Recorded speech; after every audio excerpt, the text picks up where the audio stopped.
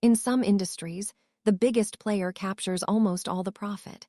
Let's look at why winner-takes-all markets exist. These markets occur when a single company gains such a massive lead that competitors struggle to gain any meaningful market share.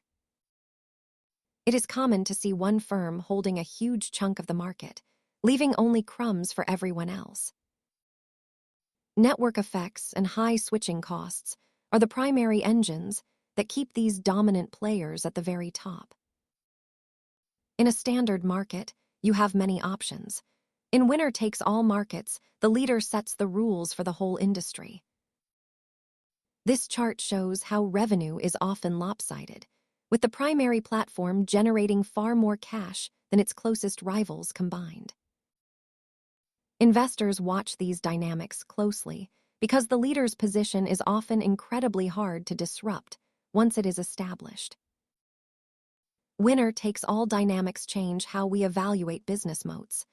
Thanks for watching, and remember to do your own research.